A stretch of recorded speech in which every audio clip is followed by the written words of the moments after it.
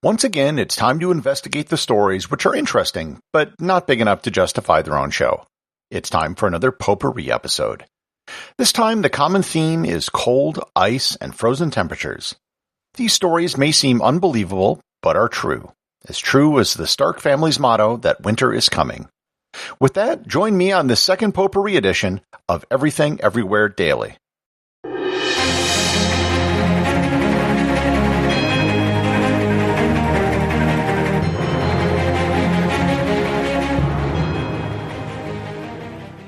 This episode is sponsored by Fluent in 3 months. Have you ever wanted to learn a foreign language and do so quickly? My friend Benny Lewis over at Fluent in 3 months might be able to help. Benny has spent over a decade language learning around the world.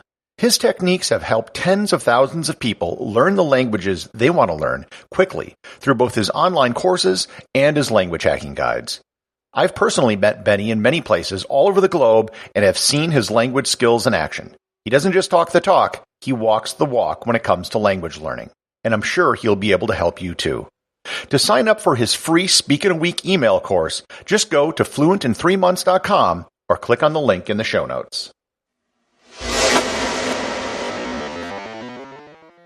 The first story from the back of the proverbial freezer is that of Jean Hillard.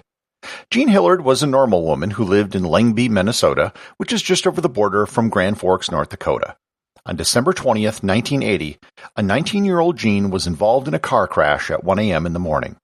She didn't suffer any major injuries, but her car wouldn't function. She decided to walk 2 miles to her friend's house to use the telephone. The temperature that night in northern Minnesota dropped down to minus 22 degrees Fahrenheit or minus 30 degrees Celsius. Approximately 15 feet from the door of her friend's house, Jean collapsed, falling unconscious from the cold. She was found at 7 a.m. the next morning. After spending 6 hours in the extreme cold, Jean was literally frozen solid. Her friend Wally Nelson, who discovered her, assumed she was dead. Wally drove her to a nearby hospital. The doctors there didn't believe she would survive. Her body temperature was so low initially that it couldn't be registered on the thermometers which are usually used to measure patients. Her body was so frozen solid that the hypodermic needles broke when they tried to give her an IV. Her skin was ashen, and her eyes didn't respond to light. All the doctors felt they could do was to warm her up with heating pads. Eventually, they detected faint signs of life. She had a pulse of 12 beats per minute, and her body temperature was at 88 degrees Fahrenheit or 31 degrees Celsius. About 3 hours after being brought into the hospital, she began having convulsions.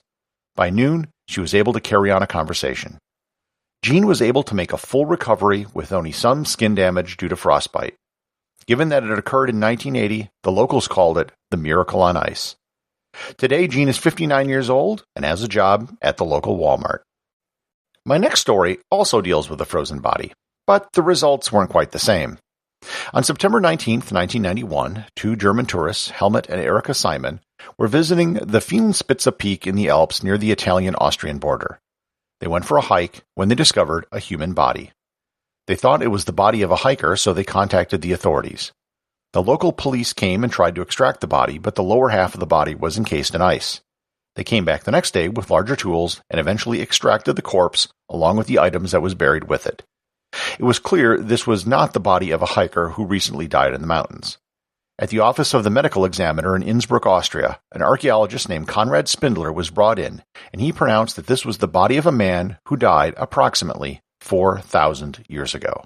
The man was given the nickname of Otzi from the Ötztal Alps region where he was found. The discovery was remarkable because the body was largely intact. Archaeologists often find skeletons, but finding any actual flesh or organic matter is extremely rare. Otzi was basically mummified. What they learned from Otzi was eye-opening and would have been hard to learn from just skeletal remains. They learned that he stood 5 foot 3 inches or 160 centimeters. From pollen and isotopic analysis of his tooth enamel, they could tell he grew up around the modern-day village of Feldstern in the Italian Alps. In his stomach and intestines, they found that he recently ate ibex meat, dried fatty wild goat, and some bread made from eichhorn wheat. They found evidence of copper and arsenic in his hair, as well as an almost pure copper axe, which suggested he may have been involved in copper smelting. He was probably in his mid-40s and had some problems with his joints, as well as some clogged arteries. His cause of death was probably due to an arrowhead they found lodged into his left shoulder. He also had over 50 tattoos on his body. A DNA test found that he has relatives living in Italy today. His body is on display at the South Tyrol Museum of Archaeology. My third story doesn't deal with a frozen body, but rather a frozen body part. According to legend, in the 1920s, a Canadian bootlegger named Louis Lycan was transporting illegal booze into the United States. During one of his trips with his brother, they were caught in a blizzard and his foot fell through the ice, freezing his big toe solid. Fearing that gangrene might set in, they did what needed to be done and amputated the toe with a hatchet and some rum. They kept the toe preserved in alcohol. Louis later moved up to Dawson City, Yukon, and brought the toe with him. About 50 years later, in 1973, a Dawson City local named Captain Dick Stevenson found the toe preserved in a jar and took it down to the Sourdough Saloon at the Downtowner Hotel and began daring patrons to take a drink with the toe in it. Thus was born the Sour Toe Cocktail Club. To join the club, you simply have to have a drink with a severed human toe in it.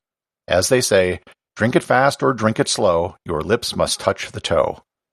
Over the last 50 years, the original toe has been lost and several other toes have been donated due to frostbite, diabetes, and lawnmower accidents. Over 100,000 people to date have joined the club. There has always been a $500 fine for anyone who might swallow the toe while taking a drink. On August 24, 2013, a man came into the saloon, ordered a sour toe cocktail, swallowed the toe, slapped down the $500 fine, and left the building. After this incident, the fine was increased to $2,500. I have personally had a sour toe cocktail on 3 different occasions.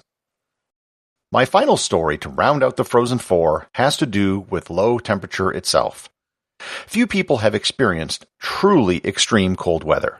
I myself once experienced a negative 40-degree cold snap, and at that point the temperature is exactly the same in Fahrenheit and in Celsius.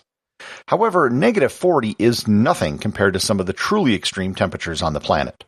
The coldest temperature ever in the Northern Hemisphere was on December 22, 1991, when temperatures in Greenland reached negative 93.3 Fahrenheit, or minus 61.6 Celsius. And that was nothing compared to a July 21, 1983 temperature recorded at the Russian Vostok Research Station in Antarctica. They recorded a temperature of minus 89.2 degrees Celsius, or minus 128.6 degrees Fahrenheit. And that was a direct measurement by humans.